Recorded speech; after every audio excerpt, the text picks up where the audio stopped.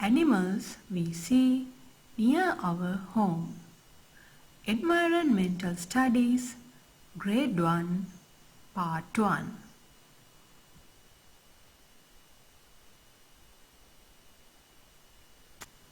Hello my dear children. Hope you all are doing good. As I promised you earlier, today also I brought you an interesting lesson. You know, this lesson is about animals. Oh, you all like animals, right? Okay. Then I will tell you what are the things that you can learn about animals. In this lesson, you can learn about animals that come to our home garden. Animals with fur, feathers, and animals that can swim and walk. This is gonna be an interesting lesson. Let's go through the lesson.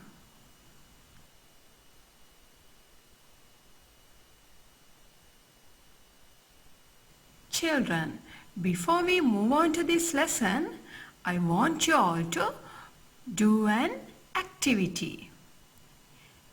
Please go out to your home garden and observe whether there are any animals that you can see in your home garden. Check whether there are any animals that visit to your home garden. You can see a lot of animals.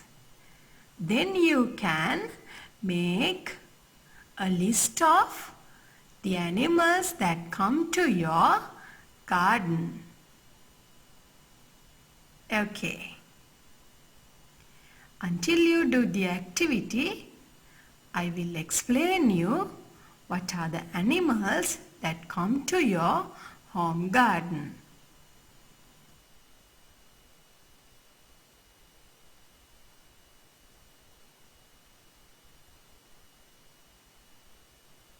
There are a lot of animals that come to our home garden. They are not afraid of humans, and they may not harm humans unless they are in trouble or hurt. So, some of these animals can be called as domestic animals. You know who are domestic animals? Animals that can live and grow with us in our homes or near our homes, called as domestic animals. I hope you can remember the lesson that we have done, pet animals. Pet animals also domestic animals. But remember children, not all the animals that come to our home garden are not domestic animals, but they may live in our environment and we can see them very often. Look at here. I brought you some examples. The first example is a dog. You know, dog is a pet animal also. And the second example is a cat. You may not have cat or dog as your pet animal, but still they may visit your home garden for looking some food or water. And also you can see squirrel, sparrow, crow, and many more birds in your home garden. Especially if you have any trees with fruits, these kind of animals may visit your home garden to get some fruit.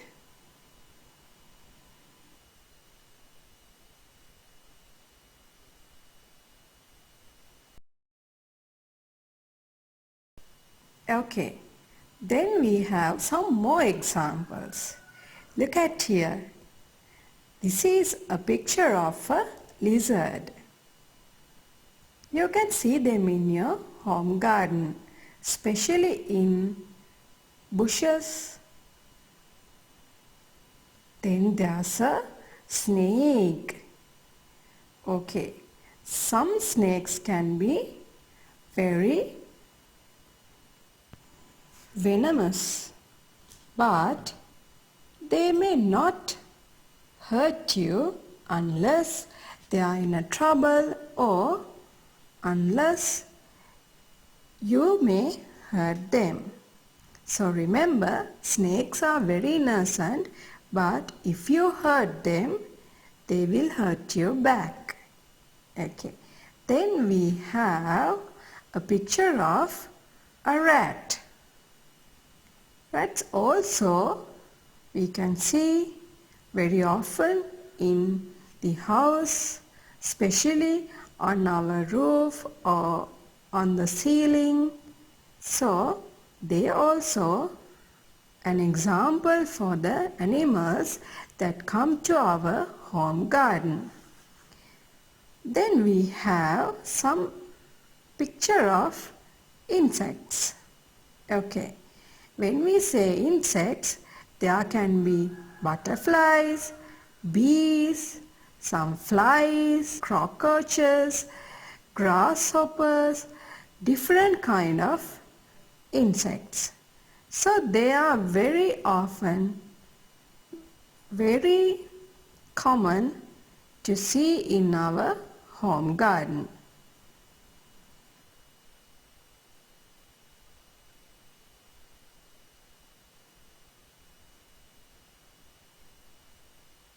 Okay children, our next topic is animals with different body coverings.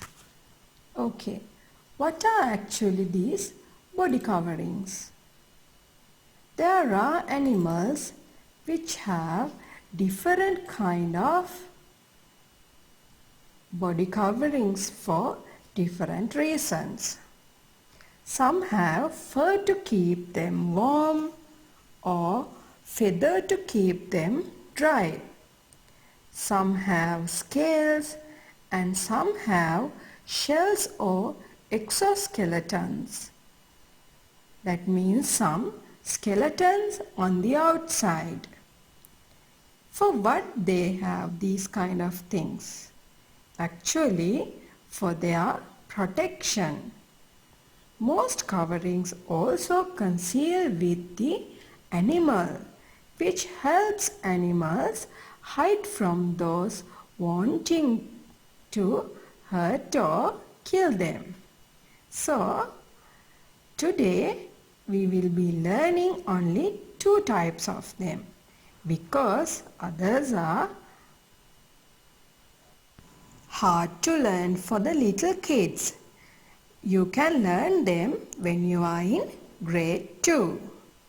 So, our today topics are animals with fur and animals with feathers.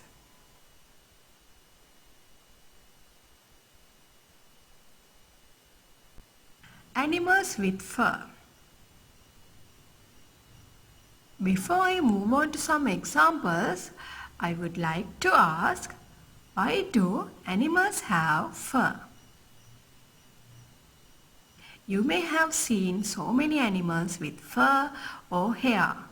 Even your pet animal, your dog, your cat or squirrel or the rabbit have lot of hair or fur in their body.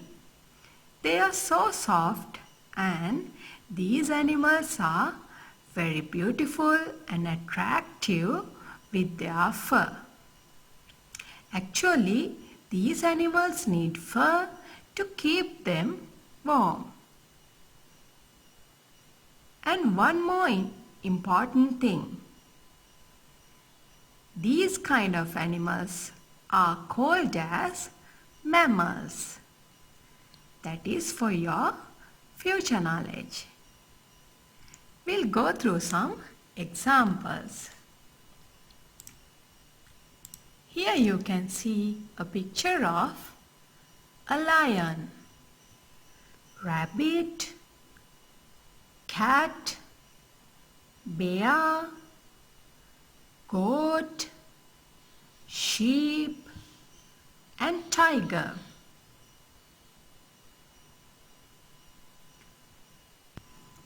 And you know, children, there's a sad thing with these animals also. Some humans remove the fur from these animals and make clothing, some bags, shoes for their purposes. It's not a good thing, right? Okay. Let's move on to our next topic.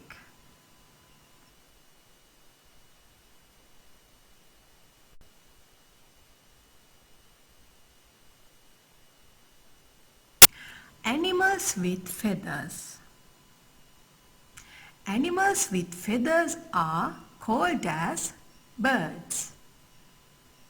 I know that you already know a lot of things about birds. They are very attractive, very colorful, and you may have some birds like parrot, pigeon as your pet animals. Okay. Animals have these feathers because feathers helps them to fly. They are very soft and light. So the birds easily can go up and fly with these feathers. Here I brought you some examples also. Crow, peacock, parrot, hen, pigeon, and the eagle. You know, children, there are some birds which has feathers but they are unable to fly. Why is that?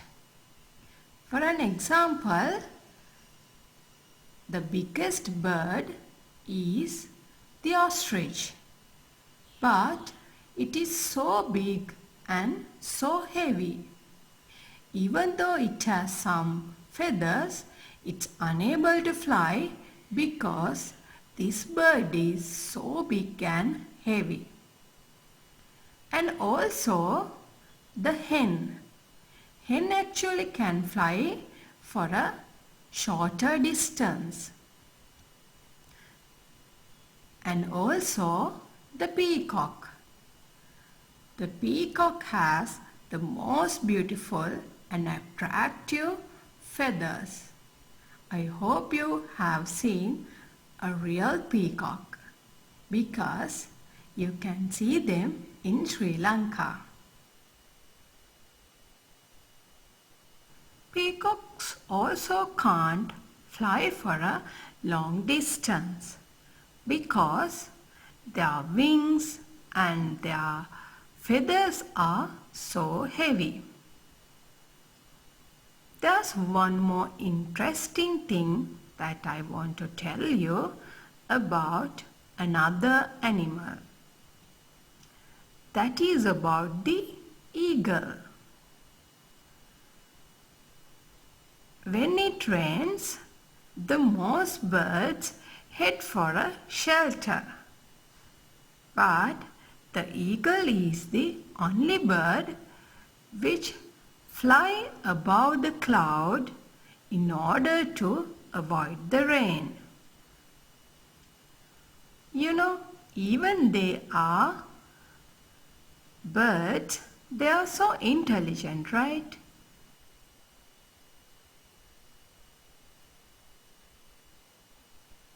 Next up, we will be learning about movement and locomotion in animals. There are different types of movement in animals. Some can fly, some can swim, some can walk or run, and some can creep. So we will be learning only 2 topics today. Those are animals that can fly and animals that can swim.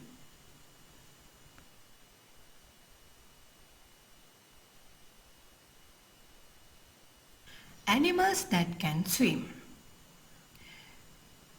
When I say animals that can swim, you can only imagine about fish, right? But children, there are different types of animals that can swim. The first picture is a dolphin. Dolphin is the most attractive and friendly fish. And next you can see the whale. Whale also very big, and it is the biggest animal that can swim. And next up we have octopus, the seahorse and cuttlefish. They all live in the water, maybe in the ocean, in the rivers, streams, and children, you can find more about the animals that can swim with your parents.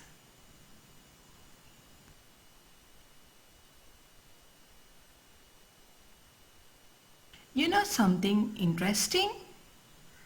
Some animals that do not live in the water also can swim. For an example, the elephant. Okay, when I say the elephant, it's so big, can it swim? Yes, it can swim very fast. Actually, the elephants can even dive in the water. What else? You know, some reptiles also can swim in the water. You can find about more things like this in the internet.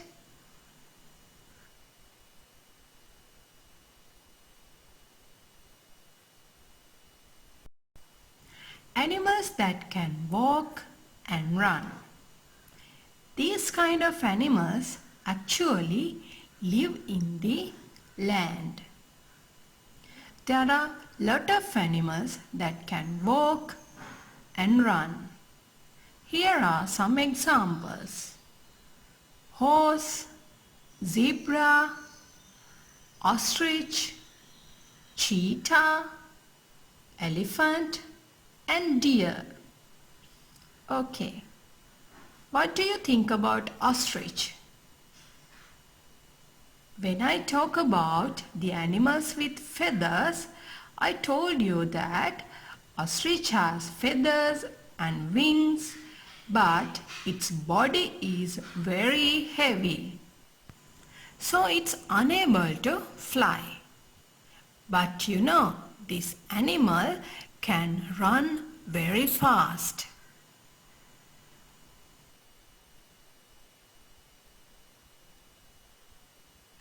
You know that the fastest animal in the land is cheetah. Okay, there are some more examples for the animals that can walk and run. You can actually find about them with your parents in the internet. There are a lot of videos. So children, you can learn furthermore about this lesson when you are in grade 2. Okay. I hope you all enjoyed this lesson. We will learn further about this lesson in the next video. Have a good day.